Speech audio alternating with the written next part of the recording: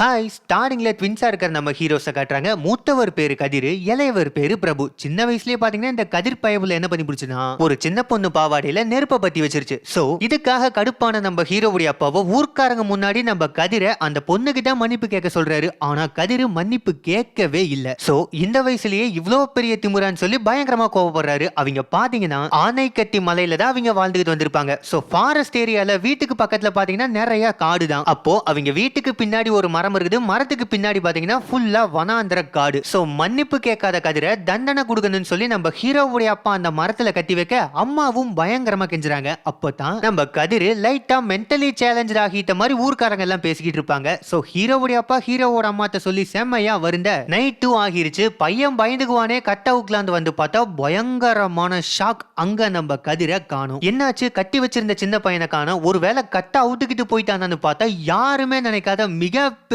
Twist என்னன்னா அந்த கதிரை காட்டுல வாழ்ந்துகிட்டு இருக்கிற ஒருத்தர் தூக்கிட்டு போயிருக்காரு. இவருடைய கேரக்டர் பாத்தீங்கன்னா இருக்கிற எல்லாத்தையும் கடத்தி கொண்டாந்து பயங்கரமா கொலை பண்ணி அதுல ஒரு என்ஜாய்மெண்ட் பாக்குற ஒரு சைக்கோ. ஆனா கதிரை பாத்தீங்கன்னா அவ்வளவு சீக்கிரமா கொல்லாம கட்டி வச்சுக்கிட்டு அந்த கண்ணுல என்னமோ தெரியுது, மேபி நீ ஏன் ரகம் போல் இருக்குதுன்னு சொல்லிக்கிட்டே கதிருடைய கை கட்டுகளை அவிழ்த்து விட நம்ம கதிரும் உயிர் பொழைச்சா போதுன்னு சொல்லி நடு காட்டுக்குள்ள பயங்கரமா ஓடுறாரு. பின்னாடியே நம்ம சைக்கோ இருந்துகிட்டு அம்புகள் எல்லாம் விட்டு கதிரை கொல்ல பாக்குறாரு. ஏன்னா அவருக்கு இது ஒரு ஜாலி. இந்த மாதிரி நிறைய பேரை கடத்திட்டு வந்து தப்பிக்க விடுற மாதிரி தப்பிக்க விட்டு அவங்க எப்படி எல்லாம் பயந்து ஓடுறாங்கன்னு அணு அணுவா ரசிச்சு கொலை பண்றது இவருக்கு ஒரு ஜாலி. அந்த மாதிரி தான் நம்ம கதிரை ஓட விடுறாரு. கதிரும் பாத்தீங்கன்னா சின்ன பையனா இருந்தாலும் பயங்கரமா ஓடி போய் தப்பிச்சுக்கிறாரு. ஒரு கட்டத்துல இந்த சைக்கோவையே நம்ம கதிர் கொன்னுறாரு. அப்போ அந்த சைக்கோ இருந்துகிட்டு நீ என்னை விட பெரிய ஆளா வருவ பாருன்னு சொல்லிக்கிட்டே இறந்து போறாரு. அப்படியே கட் பண்ணுனா 20 வருஷத்துக்கு அப்புறம் நம்ம பிரபுங்கிற ஹீரோவை காட்டுறாங்க. அன்னைக்கு தான் அவருக்கு குழந்தை பிறந்திருக்குது. சோ அன்பான குழந்தை, அமைதியான வாழ்க்கை, அவர் அப்படியே அவருடைய வாழ்க்கையை பீஸ்ஃபுல்லா நடத்திக்கிட்டு இருக்காரு. அப்படியே குட்டீஸ்க்கான ஒரு சூப்பரான சாங்க போதுக்கிட்டே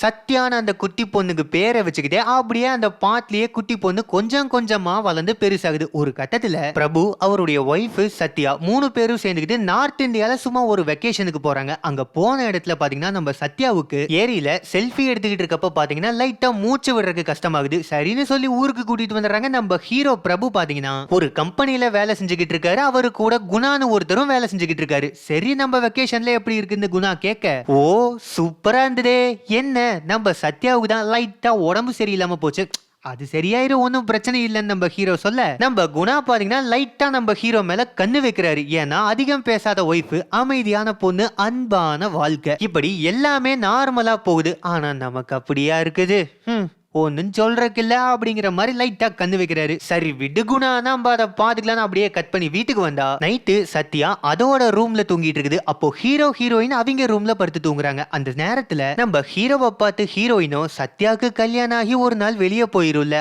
அப்போ நமக்குன்னு ஒரு துணை வேணும், அதுக்கு இன்னொரு குழந்தை பெற்றுக்கலாமான்னு கேட்க ஹீரோவோ சின்ன வயசுல தனக்கு நடந்ததெல்லாம் நினைச்சு பார்த்து இன்னொரு குழந்தை வேண்டவே வேணாம், சத்யாவே போதுன்றாரு. அப்போ அந்த அன்னைக்கு நைட்டு எல்லாரும் தூங்கிட்டு இருக்காங்க. அப்போ நம்ம ஹீரோவுக்கு அரௌண்ட் ஒரு 2:33 மணிக்கு முழிப்பு வந்து பார்த்தா நம்ம சத்யா ஒரு கண்ணு முன்னாடி நிக்குது. என்னப்பா தூங்காம இங்க வந்து நிக்கிற, என்ன ஆச்சுங்கிற மாதிரி கேட்க, நான் உங்க கூடவே இந்த ரூம்ல படுத்துக்கிட்டான்னு சொல்லுது. சரின்னு சொல்லி நோ ப்ராப்ளம், அப்பா அம்மா கூடவே தூங்கிக்கேன்ட்டு அந்த குட்டி பொண்ணை ஹீரோ படுக்க வைக்கிறாரு. ஆனா ஹீரோயின் இருந்துக்கிட்டு எப்பப்பா டெய்லி உங்க தொந்தரவு தாங்க முடியலடா, 3 பேரு குட்டி பெட்ல எப்படிப்பா படுத்து தூங்க முடியும்னு சொல்லி சத்யா ரூமுக்கு அவங்க போய் படுத்துக்கிறாங்க. அப்படியே காலையில எந்திரிச்சு ஸ்கூலுக்கு கூட்டிட்டு போறப்ப ஹீரோ வீட்ல இருந்து சத்யாவோட கிளம்புறாரு. அப்போ நம்ம ஹீரோயின் ஹீரோவை தனியா கூப்பிட்டு சத்யா ரூம்ல நைட்டு நான் படுத்துக்கிறப்போ அமானுஷமா நடக்குது, யாரோ ஒருத்தங்க நான் தூங்கும் போது என்ன அமுக்குற மாதிரி இருந்தது, மூச்சு கூட விட முடியலன்னு சொல்றாங்க. அட ஏமா கனவு கனவு கண்டுட்டு உளறிட்டு போக ஆண்டி வேல் இருக்கும்போது நம்ம ஹீரோவோ சிம்பாலிக்கா பட்டும் படாம தொட்டும் தொடாம ஒரு விஷயத்தை அப்படியே கேஷுவலா சத்யாட்ட கேக்குறாரு. ஏமா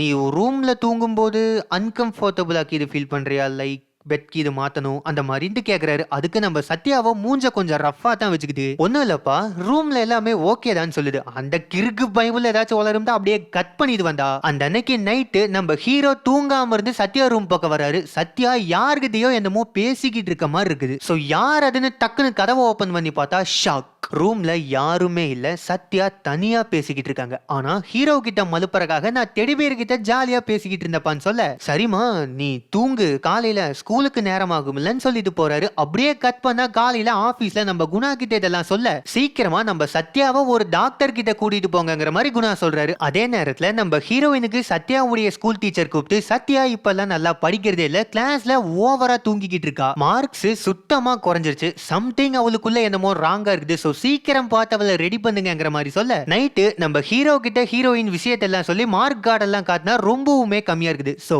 நம்ம ஹீரோ இருந்துகிட்டு பேபி மானிட்டருக்குள்ள ஒரு மைக்கை செட் பண்ணி சத்யா ரூம்ல வச்சிடறாங்க. அந்த அன்னைக்கு விடியல் காலையில சத்யா தன்னப்பால பேசிக்கிட்டு இருக்கிறதெல்லாம் ரெக்கார்ட் ஆகுது. அந்த பேபி மானிட்டரை தூக்கி போட்டு உடையங்கிற மாதிரி ஏதோ ஒன்னு சொல்ல நம்ம சத்யாவும் உடைச்சிடுறாங்க. சோ இதெல்லாம் பார்த்தா நம்ம ஹீரோவுக்கு ஏதோ ஒன்னு சரின்னு பரல. அப்போ ஆண்டி வேலை ஸ்கூலுக்கு இருக்கும்போது நம்ம சத்யாவை பார்த்து கேட்க, சத்யாவும் அப்பா அம்மா தாத்தா பாட்டின்னு யாருக்கிட்டையுமே ஷேர் பண்ண முடியாத ஒரு துக்கம் இருக்குங்கிற மாதிரி சொல்றாங்க. சரி யாருக்கிட்ட நீ ஷேர் பண்ணணும்னு கேட்க, ஒரு சைக்காட்ரிஸ்ட் கிட்ட பேச முடியுமான்னு சொல்ல நம்ம ஹீரோ ஸ்கூலுக்கு கூட்டிட்டு போகாம நேரா சைக்காட்ரிஸ்ட் கிட்ட கூட்டிட்டு போறாங்க. அப்போ சோனுன்னு ஒருத்தன் ஃப்ரெண்டா இருக்கிறதாகவும் அந்த ஃப்ரெண்டு தான் கண்ணுக்கு மட்டும்தான் தெரியறதாக சொல்றாங்க. கூடவே இதுக்கு மேல வேற ஏதாச்சும் பேசினா ஹீரோவை கொன்றுவேன் அந்த சோனு மிரட்டுறதாகவும் சொல்றாங்க. சரி இதெல்லாம் நார்மலான ப்ராப்ளம் சொல்லி டாக்டர் ஸ்கேன் எல்லாம் பண்ணிக்கிட்டு சத்யாவுக்கு சில பல மெடிசின்ஸ் எல்லாம் கொடுத்து வீட்டுக்கு அனுப்பி வைக்கிறாங்க. அதே நேரத்துல நம்ம டாக்டரோ ரிப்போர்ட் எல்லாம் பார்த்தா எல்லாம் நார்மலா இருக்குது. நைட்டு தூங்கிக்கிட்டு இருக்கும்போது பாத்தீங்கன்னா நம்ம ஹீரோவுக்கு பழைய நினைவுகள் எல்லாம் வருது. என்னன்னா சின்ன வயசா இருக்கும்போது நம்ம கதிர் பிரபுவை ஒரு பெட்டிக்குள்ள போட்டு அடைச்சு வச்சுட்டு அவங்க அப்பாவை கொலை பண்ணிடுறான். ஆனா வேற வழி இல்லாம நம்ம கதிருடைய அம்மா இருந்துகிட்டு கதிரை காப்பாத்தணுங்கிறதுக்காக வீட்டுக்கு யாரோ ஒரு கொள்ளையன் வந்திருக்கான், அவங்க அப்பாவை கொன்னுட்டான். ஆனா அதை பார்த்த சின்ன பசங்க பயந்துட்டாங்கிற மாதிரி கேச மாத்திடுறாங்க. சோ ஏன் இந்த கதிர் இப்படியே பண்ணிட்டு இருக்கான், அவனுக்கு என்னதான் பிரச்சனைன்னு ஜோசியம் போய் பார்த்தா ரெண்டு பேருக்கும் நேரம் சரியே இல்ல. ரத்த பிறவிகளான நம்ம ஹீரோஸை சேர்த்து வச்சிருந்தோம்னா யாரோ ஒருத்தன் இன்னொருத்தனை கொலை பண்ணியே தீர்வாங்கிறது கட்டம் சொல்லுது. சோ வேற வழியே இல்லாம அம்மா இருந்துகிட்டு நம்ம கதிரை ஒரு கோயிலையே விட்டுட்டு பிரபுவை தூக்கிட்டு வந்துடுறாங்க. சோ கதிர் அன்னையிலிருந்து அனாதை ஆயிடுறாரு. இப்போ கதிர் என்ன ஆனாருன்னு யாருக்கும் தெரியாது, நம்ம ஹீரோவுக்கும் தெரியாது. இப்போ அந்த அன்னைக்கு நைட்டு பாத்தீங்கன்னா தூங்கிட்டு இருக்காரு. அப்போ சத்யா என்ன பண்றாங்கன்னு பார்க்க வந்தா ரூம்ல சத்யாவை காணோம். லிஃப்ட பார்த்தா டாப் ஃப்ளோர்ல போய் நிக்குது. என்ன ஆச்சுன்னு பதறி போய் பார்த்தா நம்ம சத்யாவோ டாப் ஃப்ளோர்ல நின்னுகிட்டு சூசைட் பண்ண ட்ரை பண்றாங்க. ஆனா ஒரு வழியா நம்ம ஹீரோ அவங்கள சேவ் பண்ணிடுறாருன்னு வைங்க. இப்போ நம்ம சத்யா கண்ணுக்கு மட்டுமே தெரியுற அந்த சோனு நான் சொன்னதை செய்யலன்னா ஹீரோவை கொன்னுருவேன்னு மிரட்டிருக்கான். சோ வேற வழி இல்லாம நம்ம சத்யாவும் அவன் சொன்ன எல்லாத்தையும் செஞ்சுட்டு வராங்க. இதெல்லாம் கேட்ட நம்ம ஹீரோவோ, இதோ பாரு சத்யா, அந்த சோனு உன் கண்ணுக்கு மட்டும்தான் தெரியுமா, அவன் ரியல் கிடையாது. சோ அப்பாவை அவ்வளவு ஈஸியா கொன்னர முடியாதுன்னு சொல்ல அந்த சோனு தான் ஒரு ரியல் கேரக்டர்னு ப்ரூவ் பண்ற வகையில சத்யா காதுல கதிர்னு சொல்றான். அதை ஹீரோ கிட்ட சொல்லும் போது பயங்கரமான ஷாக். ஏன்னா கதிர்னு ஒரு அண்ணன் ஹீரோவுக்கு இருக்கிறது யாருக்குமே தெரியாது, யாருக்கிட்டையும் சொல்லியிருக்க மாட்டாங்க. ஆனா இந்த சூழ்நிலையில் இப்படி ஒரு பேர் சொல்லுதுன்னா சோனுங்கிற கேரக்டர் ரியலா தான் இருக்குன்னு சொல்லி நம்ம ஹீரோவோ சயின்டிபிக்கா சில பேர் அமானுஷங்கள் எல்லாம் பத்தி ரிசர்ச் எல்லாம் பண்ணிருக்காங்க. சோ அவங்க எல்லாத்தையும் வீட்டுக்கு கூட்டிட்டு வந்து சிச்சுவேஷனை தெளிவா எக்ஸ்பிளைன் பண்றாரு. அப்போ பேபி மானிட்டர்ல வாய்ஸ் ரெக்கார்ட் ஆயிருக்கும்ல, அது எல்லாத்தையும் அந்த டீம் போட்டு பார்த்தா அவங்களுக்கு அட் அ டைம்ல ஷாக் அண்ட் சர்ப்ரைஸ். என்னன்னு பாத்தீங்கன்னா உண்மையாலுமே அங்க ஒரு அமானுஷம் இருக்குது. சோ அந்த ஆடியோல சத்யா பேசினது மட்டும்தான் இது வரைக்கும் ரெக்கார்ட் ஆயிருக்கும். மீதி இருக்கிறதெல்லாம் பாத்தீங்கன்னா ஒரு மாதிரி இறைச்சலா இருக்கும். அத நம்ம மனுஷங்க கோடு வேர்டுக்கு மாத்துனா அந்த அமானுஷம் சத்யா கிட்ட பேசிட்டு வருது தெளிவா கேட்க முடியுது. இப்போ இதை தெளிவா கவனிச்ச அந்த சயின்டிபிக் டீம் என்ன பண்றாங்கன்னா எந்த அமானுஷம் வீட்டுக்குள்ள வந்தாலும் அதோடைய கால் ரேகை கை ரேகை எல்லாம் பதிகிற வகையில ஒரு ஸ்ப்ரேவை ஸ்ப்ரே பண்றாங்க. அது மட்டும் இல்லாம நம்ம ஹீரோ ஹீரோயின் அந்த குழந்தை சத்யா இருக்கிற ரூமை ஃபுல்லா மானிட்டர் பண்றாங்க. அப்போ நைட்டு திடீர்னு பாத்தீங்கன்னா நம்ம சத்யாவை காணோம். என்னதான் இருக்குன்னு சிசிடிவி கேமரால செக் பண்ணி பார்த்தா எனக்கு ஹெல்ப் பண்ணுங்கன்னு சொல்லிட்டு சத்யா வேற ஒரு ரூம் குள்ள போகுது. பதறி போன நம்ம ஹீரோவோ பின்னாடியே ஓடியாந்து அந்த ரூம் கதவை திறக்க முயற்சி பண்றாரு. அந்த ரூமை ஓபன் பண்ணவே முடியல. ஒரு கட்டத்துல ரூம் ஓபன் ஆகுது. சத்யாவும் ஹீரோவும் பேசிக்கிறாங்க. அந்த அமானுஷம் சத்யா உடம்புக்குள்ள இருக்குது. இந்த சத்யா உடம்ப விட்டு நான் போகணும்னா உங்க அண்ணன் கதிரை நீ கொல்லணும்னு அந்த அமானுஷம் சொல்லுது. இப்போதான் யாருமே எதிர்பார்க்காத வீரா தீரா சூரான்னு நம்ம கதிரை காட்டுறாங்க. இந்த ஷாக்கிங்கான என்ட்ரியோட தான் இன்டர்வல். இப்போ செகண்ட் ஹாஃப் குள்ள போறதுக்கு கொஞ்சம் முன்னாடி இப்பதான் நம்ம வீடியோவை ஃபர்ஸ்ட் டைம் பாக்குறீங்கன்னா February 30th நம்ம சேனலை சப்ஸ்கிரைப் பண்ணி பக்கத்திலே இருக்க பெல் ஐகான் அழுத்துனீங்கன்னா நிறைய காமிக்கும். அதுல ஆல்ங்கிற பட்டன் அழுத்துனீங்கன்னா தான் நானே போடுற வீடியோ உங்க முன்னாடி வருவேன்னு டக்குன்னு வந்து நிக்கும். சோ இந்த நானே வருவேன்னு மிஸ் பண்ணாம சப்ஸ்கிரைப் பண்ணிக்கங்க. அப்படியே செகண்ட் ஹாஃப் குள்ள போன ஸ்டார்டிங்ல நம்ம ஹீரோ நடந்த எல்லாத்தையும் டாக்டர் கிட்ட சொல்றாரு. டாக்டரும் நான் டாக்டர் மட்டும் இல்லப்பா, ஒரு ஸ்பிரிச்சுவலிஸ்டும் கூட. சோ இந்த கேஸ்ல சத்யாவுடைய ஸ்கேன் ரிப்போர்ட் எல்லாம் பார்த்தா எல்லாமே நார்மலா இருக்குது. சோ இது ஒரு அமானுஷம் தான். இத ரெண்டு வகையில டீல் பண்ணலாம். ஒன்னு மந்திரம் மாந்திரீகம் போலாம், இன்னொன்னு சயின்டிபிக் ரீதியா போலாம். ஆனா இந்த கேஸ பொறுத்த வரைக்கும் மென்டல் ஹெல்த்த 3 ஸ்டேஜா சொல்லலாம். ஃபர்ஸ்ட் அந்த ஆன்மா இருக்கிறது நம்ம குட்டி பாப்பா கண்ணுக்கு தெரிய வரும். செகண்ட் அந்த அமானுஷம் சத்யா கிட்ட கம்யூனிகேட் பண்ண ஆரம்பிக்கும். தேர்டு அந்த அமானுஷம் சத்யாக்குள்ள பூந்து சத்யாவையே ஆட்கொண்டுக்கும். இந்த 3வது ஸ்டேஜ்ல சத்யாவுக்கு பசிக்காது, சாப்பிட மாட்டாங்க. சோ பிசிக்கலா வீக் ஆயிருவாங்க. அப்போ அந்த ஆன்மாவும் வெளியே போகாது, சத்யாவும் வீக் ஆயிருவாங்க. சோ நம்ம சத்யாவை இழந்துருவோம். இதெல்லாம் நடக்க கூடாதுன்னா பெட்டர் அந்த சோனுவுக்கு என்ன வேணும்னு தெரிஞ்சுக்கிட்டு அதை நிறைவேற்றுறது நல்லதுன்னு போறாரு. நீங்க போயிருவீங்க டாக்டர், அந்த பயவுள்ள எங்க அண்ணன் உயிரெல்லாம் கேக்குது. அவன் நான் சின்ன வயசா இருந்தப்பவே பெட்டிக்குள்ள அடைச்சவன், இப்போ எங்க எப்படி தெரிஞ்சுக்கிட்டு இருக்குதுன்னு வேற தெரியல. சரின்னு தேடி போனா கூட என்ன ஏன்டா தனியா விட்டுட்டு போனீங்கன்னு நடிப்பான். அது பர்சனல் ரிவெஞ்சில் ஆகும். இந்த லட்சணத்துல நான் எங்க அவனை கொல்ல? இப்படி ஒரே கன்ஃபியூஷன்ல இருக்கும் போது பாத்தீங்கன்னா நம்ம சத்யாவுடைய செல்லுல ரிமைண்டர் இருக்குது. என்னப்பா அது ரிமைண்டர் எல்லாம் இருக்குதுன்னு எடுத்து பார்த்தா நம்ம சோனு சத்யா கண்ணுக்கு மட்டும் தானே தெரியும். சோ ஹீரோவுக்கு ஒரு தகவல் சொல்லணும்னு சொல்லி ஒரு வீடியோவை சத்யாவை விட்டு ரெக்கார்ட் பண்ண வச்சிருக்கோம். அப்படி ரெக்கார்ட் பண்ண வீடியோவுக்கான ரிமைண்டர் தான் அது. என்னப்பா அது வீடியோன்னு பார்த்தா சோனுவுடைய பிளாஷ்பேக் ஸ்டார்ட். சோனு வேற யாரும் இல்ல, நம்ம கதிருடைய பையன். ஏய் என்னப்பா அந்த சைக்கோவுடைய பையன் தான் சோனுவான்னு கேட்டீங்கன்னா ஒரு சின்ன ட்விஸ்ட். நம்ம கதிரு சைக்கோவே கிடையாது. அவர் பாத்தீங்கன்னா நார்த் இந்தியால ஒரு இடத்துல வாழ்ந்துகிட்டு வருவாரு. அப்போ அவருக்கு வாய் பேச முடியாத ஒரு பொண்ணு கூட கல்யாணம் ஆயிருக்கும். அவங்களுக்கு பிறந்த 2 ட்வின்ஸ் தான் அந்த சோனு மனு. இப்போ லைஃப் பாத்தீங்கன்னா செம்ம ஹாப்பியா போயிட்டு இருக்கும். பாசமான அப்பா, ஒய்ஃப் மேல உயிரியே வச்சிருக்க ஹஸ்பண்ட்னு கதிரு வேற லெவல்ல வாழ்க்கையை என்ஜாய் பண்ணி வாழ்ந்துட்டு இருக்காரு. சோ திட்டமிட்ட குடும்பம் திகைத்தாத இன்பம். அப்பப்போ நம்மால ஹண்டிங் எல்லாம் போவாரு. சோ குட்டீஸுக்கு இந்த ஏரோ விடுறதெல்லாம் சொல்லி கொடுத்துட்டாரு. இப்படி இருக்கும்போது ஒரு நாள் நம்ம கதிர் கிட்ட சில டூரிஸ்ட் எல்லாம் வந்து ட்ரக்ஸ் இருக்கான்னு கேக்குறாங்க.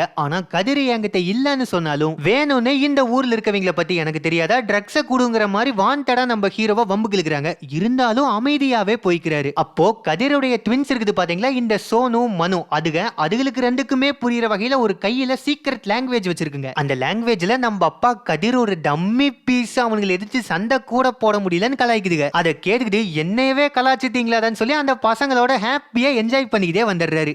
இப்படி வாழ்க்கைய செம்ம ஜாலியா ரசிச்சு வாழ்ந்துகிட்டு இருக்கிற ஒரு சாஃப்டான கேரக்டர் தான் கதிர். இவரை போய் சைக்கோன்னு சொல்லிட்டமேன்ட்டு மனசு லைட்டா இல்ல டைட்டா வலிக்குதுங்க. இப்போ அந்த அன்னைக்கு நைட்டு நம்ம கதிர் ஆஸ் யூசுவல் ஹண்டிங்க்கு போறப்ப நம்ம சோனு பயபுல வருவேன்ட்டு ஒரே ரகல. ஏய் அங்கெல்லாம் வந்தா நீ பயந்துக்குவ, ஒழுங்கு மரியாதையா வீட்லயே உட்காருன்னு சொல்லிட்டு நம்ம கதிர் ஹண்டிங்க்கு கிளம்புறாரு. ஆனா இந்த சோனு சும்மா இல்லங்க, கதிருக்கே தெரியாம அந்த ஜீப்ல ஏறிட்டு வந்துருது. இப்போ கதிர் எப்படியெல்லாம் ஹண்டிங் பண்ணுவாருங்கிறத ஒரு டாக்குமெண்ட்ரியா ரெடி பண்றதுக்கு அவருக்கே தெரியாம ஒளிஞ்சிருந்து வீடியோ எடுக்குது. அப்போ நடுக்காட்டுக்குள்ள போன கதிர் ஒரு வீட்டுக்குள்ள போறாரு. ஆக்சுவலா அது வீடுன்னு இல்ல, ஒரு ஹட்டுன்னு சொல்லலாம். அப்போ தாங்க தலைவனோட சுயரூபம் போறா பிஜிஎம் சும்மா வீரா தீரா சூரான்ட்டு உள்ள பாத்தீங்கன்னா டூரிஸ்ட் கலாச்சாரங்கள் எல்லாம் பதறி அடிச்சுட்டு பயந்து போய் வெளியே வராங்க. இப்போ தாங்க நம்ம கதிர் சைக்கோவா ஒரு வெறித்தனமான என்ட்ரியை கொடுத்து அத்தனை பேரையும் விரட்டி கொள்றாரு. இத பார்த்துட்டு நம்ம சோனுவுக்கு கையும் ஓடல காலும் ஓடல. சரின்னு கதிருக்கே தெரியாம கமுக்கமா ஜீப்ல வந்து உட்கார்ந்தாலும் கதிரு கண்டுபிடிச்சாரு. சோ நேரா அந்த சோனுவை கூப்பிட்டு, தம்பி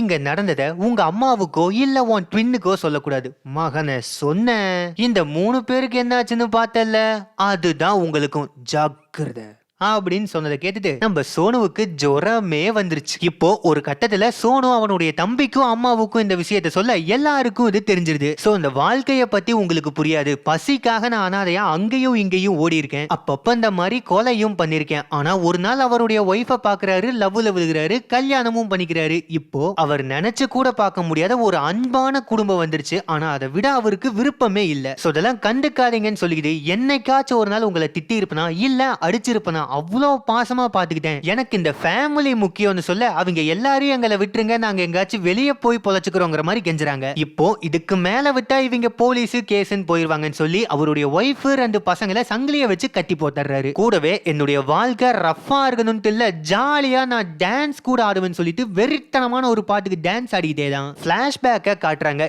என்னன்னா கோயில்ல அனாதையா விட்டதுல இருந்து சாப்பிட்றதுக்கு பயங்கர கஷ்டப்பட்டு இருக்காரு. கூடவே யார் யாருன்னே தெரியாதவங்க கிட்ட கண்ணா பின்னான்னு அடி வாங்கியிருக்காரு. அது மட்டும் இல்லாம இவரு கண்ணை நோண்டி பிச்சை எடுக்க வைக்கலாம் பாத்துருக்காங்க. ஆனா அவனுங்களை கொன்னுட்டு நார்த் இந்தியாவுக்கு வந்திருக்காரு. அப்படியே சில பல பொழப்புகள் எல்லாம் பார்க்கும்போது அவருடைய ஒய்ஃபை பார்த்திருக்காரு. அப்படியே லவ் ஆகி கல்யாணமும் பண்ணி இன்னைக்கு ஃபேமிலி ஆயிட்டாரு. இப்போ டெய்லியும் இவங்க எல்லாரையும் கட்டி போட்டு வச்சிடறாரு. ஒரு நாள் அவருடைய ஒய்ஃப் ரெஸ்ட் ரூம் போறப்போ ஒரு மயக்க மாத்திரையை எடுத்துட்டு வந்து சமையல் பண்றப்ப ட்ரிங்க்ஸ்ல கலந்து விட்டுறாங்க. ஆனா நம்மால ட்ரிங்க்ஸை குடிக்காம இன்னைக்கு ஒரு மாதிரி மனசு ஜாலியா இருக்குதுன்னு சொல்லி அவங்க கூட டான்ஸ் ஆடிக்கிட்டே எல்லாமே சரியா போயிடும், எனக்கு நீங்க ரொம்ப முக்கியம் சொல்லி ட்ரிங்க்ஸை குடிச்சு மயக்கமாக அவர் ஒய்ஃப் ரெண்டு பசங்களையும் கூட்டிட்டு போட்ல தப்பிச்சு போக பாக்குறாங்க. ஆனா தலைவர் வந்து போட்டை புடிச்சு இழுத்து பயங்கரமா சண்டை போடுறாங்க. அந்த ஃபைட்ல அவர் ஒய்ஃப் மேல கத்தி குத்தி இறந்துடுறாங்க. அதே நேரத்துல பாத்தீங்கன்னா நம்ம சோனு அவங்க அம்மாவை அடிக்க வரத பார்த்துட்டு தடுக்க வருவாரு. அப்ப ஓரமா போடான்னு தட்டி விட அவரும் ஒரு ஆப்ஜெக்ட் மேல பத்தி இறந்துடுறாரு.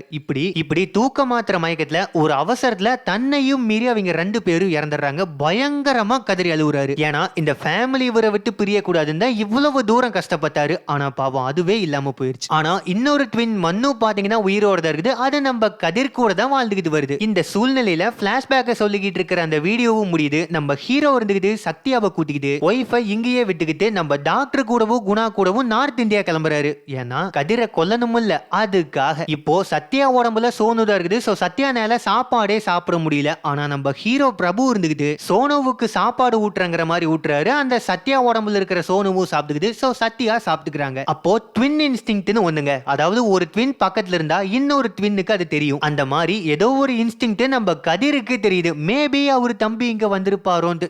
அதுக்கெல்லாம் வாய்ப்பு இல்லப்பா, அந்த ஆள் எங்க வர போறான்னு சொல்லிட்டு இருக்காரு. அதே மாதிரி நம்ம மன்னுவுக்கும் சோனு வந்திருக்கிற மாதிரி ஒரு இன்ஸ்டிங்க்ட் தெரியுது. இப்போ மன்னு காலையில ஸ்கூலுக்கு வருது. அப்போ நம்ம சத்யா, அதாவது சோனு உடம்புல இருக்கிற சத்யா போய் மன்னு கிட்ட அவங்களுக்கு மட்டுமே உரிய அந்த சைகை பாஷை இருக்கும் பாத்தீங்களா, அதுல அப்பாவை கொல்ல வந்திருக்காங்கிற மாதிரி சொல்ல நம்ம ஹீரோவும் அந்த அன்னைக்கு நைட்டு கதிர் வீட்டுக்கு போறாரு. அப்போ குறுக்க நம்ம மன்னு பூந்து அட சித்தப்பான்னு கூப்பிட, மகனே உங்க அப்பாவை கொல்ல வந்திருக்கேன்னு சொல்ல, டேய் முதல்ல அந்த ஆளை கொல்லணும்னா நீ உயிரோடு இருக்கணும் மேன். சோ சேஃபா என் பின்னாடி பதுங்கியே வந்துட்டு கூட்டிட்டு போறாரு. ஆனா ஆப்போசிட்ல நம்ம வீரரு தீர்ரு சூரரு கதிர் வந்து நிக்கிறாரு. ஏண்டா ட்வின் இன்ஸ்டிங்க்ட் அண்ணனுக்கும் தம்பிக்கும் தான் தெரியும், சித்தப்பனுக்கும் மகனுக்கும் எப்படா தெரிஞ்சு லிங்க் ஆனீங்கன்னு கேட்க நம்ம பிரபு இருந்துகிட்டு நான் மன்னுக்காக தான் வந்திருக்கேன். சோ மன்னுவை கூட்டிட்டு போவேன்னு சொல்ல, தம்பி நீ தாராளமா போய்க்க, ஏன்னா உன்னை இங்க ஒன்னும் கூப்பிடல, அப்படி இருந்தும் தெரியாதனமா வந்துட்ட, சரி நீ கிளம்பிக்க, ஆனா என் பையனெல்லாம் கூட்டிட்டு போக கூடாது, அது நடக்கவும் நடக்காதுங்கிற மாதிரி சொல்ல நம்ம பிரபுவோ இந்த பையனை நீ கூட வச்சிருந்தாலும் நம்ம அப்பாவும் ஒய்ஃபு உன் பையனை கொன்ன மாதிரியே தான் இந்த பையனையும் கொல்ல போறேன்னு சொல்ல கதிருக்கு பயங்கரமா கோபம் வந்து மிகப்பெரிய ஃபைட் நடக்குது. ஒரு கட்டத்துல பாத்தீங்கன்னா நம்ம சத்யாவே ஸ்பாட்டுக்கு வந்து ஏரோவை வச்சு அடிக்கிறாங்க. ஆக்சுவலா சத்யா உடம்புல இருக்கிற சோனு ஏரோவை விட்டு கதிரை கொல்ல பாக்குறாங்க. ஆனா அப்பவும் நம்ம கதிர் எழுந்து வந்து பிரபு சத்யாண்டு எல்லாத்தையுமே அடிக்க பாக்குறாரு. சோ வேற வழியே இல்லாத நம்ம பிரபு கதிரோட ஒரு உச்சி மலையிலிருந்து எட்டி குதிச்சிடுறாரு. சோ கதிரும் இறந்துடுறாரு, பிரபுவும் இறந்துடுறாருன்னு பார்த்தா ஒரு வழியா மேனேஜ் பண்ணி நம்ம பிரபு தப்பிச்சு வந்துடுறாரு. சோ ஃபேமிலியோட ஜாலியா வாழ போறாருன்னு நினைச்சா யாருக்குமே தோணாத புத்திசாலித்தனமான ஒரு யோசனை நம்ம மன்னுவுக்கு தோணுது. இந்த டம்மி பீஸ் பிரபுவே மலையேறி வந்துருச்சு, அங்க கதிர் மட்டும் மலை உச்சியில விழுந்து இறந்திருப்பாருன்னு என்ன நிச்சயம், ஏன்னா ஆல்ரெடி பல மர்தரை பார்த்தவர் அவர். சோ அவர் இறந்திருப்பாரான்னு மலை உச்சியில எட்டி பார்க்கும் போதே இந்த படம் முடிஞ்சது.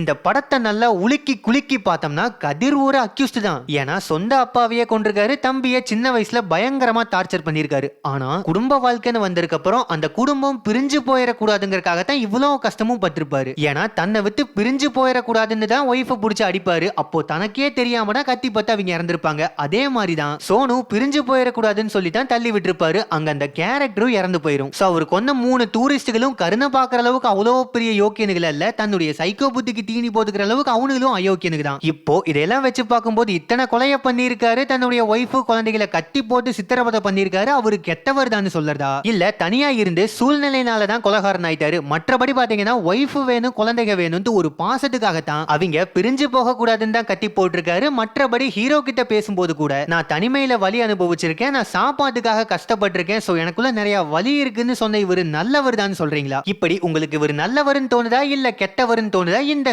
செம்மையான படம் உங்களுக்கு எந்த அளவுக்கு பிடிச்சிருக்குது, இல்ல இந்த படத்து மேல வேற ஏதாச்சும் விமர்சனம் இருந்தாலோ கமெண்ட்ல சொல்லுங்க, நானும் தெரிஞ்சுக்கிறேன். இந்த மொத்த படத்தையும் நீங்க ஃபுல்லா பார்க்கணும்னு ஆசைப்பட்டீங்கன்னா லிங்க் டிஸ்கிரிப்ஷன்ல வச்சிருக்கேன். உங்களுக்கு விருப்பப்பட்ட தியேட்டர்ல பிடிச்ச சீட்ல டிக்கெட்டை புக் பண்ணி பார்த்து என்ஜாய்.